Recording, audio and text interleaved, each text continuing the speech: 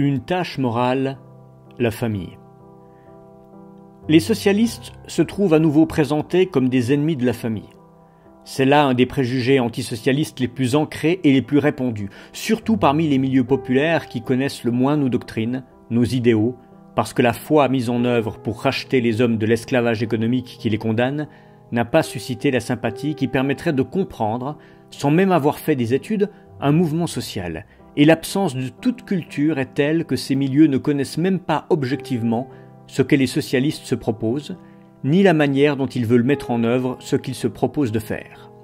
La famille est essentiellement un organisme moral. C'est le premier noyau social supérieur à l'individu, et il impose à l'individu des obligations et des responsabilités. La structure de la famille a changé dans l'histoire.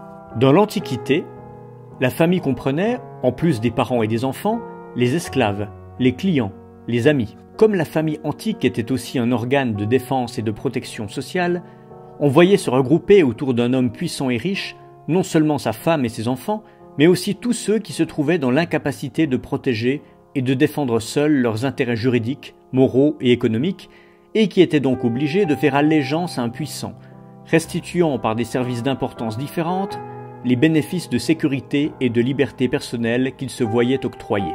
Au fur et à mesure que l'idée et l'institution de l'État se sont renforcées dans l'histoire, les individus ont commencé à acquérir la possibilité et le droit à la sécurité comme à la liberté à l'extérieur de l'institution familiale.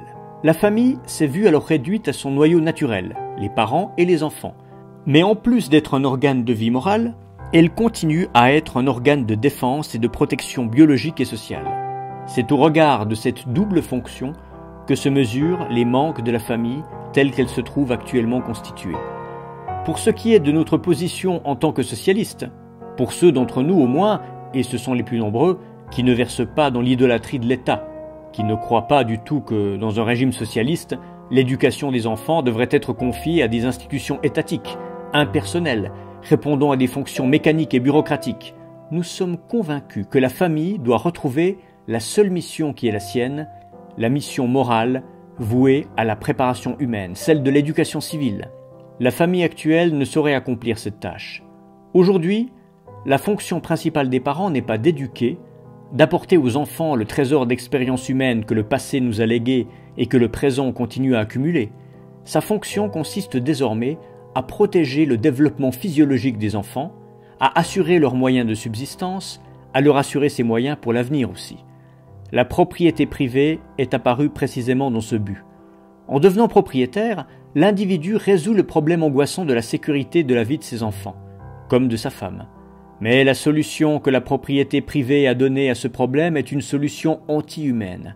La sécurité des enfants devient le privilège de quelques-uns, et nous autres socialistes, nous voulons qu'il n'en soit pas ainsi, que tous ceux qui sont nés d'une mère soient protégés au cours de leur développement physiologique et moral, que tous ceux qui sont nés d'une mère soient égaux face aux dangers, aux menaces du milieu naturel, et qu'ils trouvent tous de manière égale les moyens nécessaires pour éduquer leur propre intelligence, pour donner à toute la collectivité les plus beaux fruits du savoir, de la recherche scientifique, de cette imagination qui crée la beauté dans la poésie, dans la sculpture, dans tous les arts.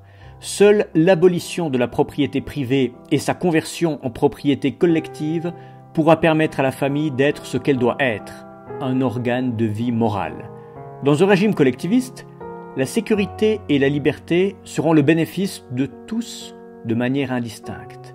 Les moyens nécessaires pour la protection des enfants seront assurés pour tous. Les parents ne seront plus obsédés par l'angoisse de trouver du pain pour leurs petits et ils auront la possibilité d'exercer sereinement leur tâche morale d'éducation, de relais de la petite torche de la civilisation d'une génération à l'autre, du passé à l'avenir. Les socialistes et les prolétaires, ennemis de la famille, mais comment pourrait-on alors expliquer le sacrifice opiniâtre du prolétaire qui lutte pour le rachat de sa classe, si on lui ôtait l'amour, la préoccupation angoissée pour l'avenir de ses enfants? Le bourgeois se fatigue et s'éreinte parfois pour s'enrichir personnellement, pour se constituer une propriété à transmettre aux enfants, mais sa fatigue et l'éreintement de ses fibres ne sont pas illuminés par un idéal universel. Ils sont obscurcis par le privilège qu'il s'agit de perpétuer, de l'exclusion du plus grand nombre qu'il s'agit de mener à bien. Le prolétariat lutte et s'échine parce qu'il veut laisser à ses descendants des conditions d'existence et de sécurité collective meilleures. Il fait les sacrifices les plus douloureux. Il va, si nécessaire, jusqu'au sacrifice de sa vie, parce qu'il veut créer pour ses descendants un avenir de paix et de justice, dans lequel ils trouveront, indistinctement, sans la moindre exclusion, les moyens assurés de subsistance, de développement intellectuel et moral, et qu'ils puissent à leur tour transmettre ces moyens augmentés à leurs propres enfants. Qui donc aime davantage la famille? Qui donc s'inquiète le plus de sa consistance rationnelle et morale? Et pourtant, nous autres socialistes, nous passerons encore pour un bon bout de temps auprès des imbéciles et des incultes pour ses ennemis les plus féroces et pour ses destructeurs les plus acharnés. Antonio Gramsci, le 9 février 1918.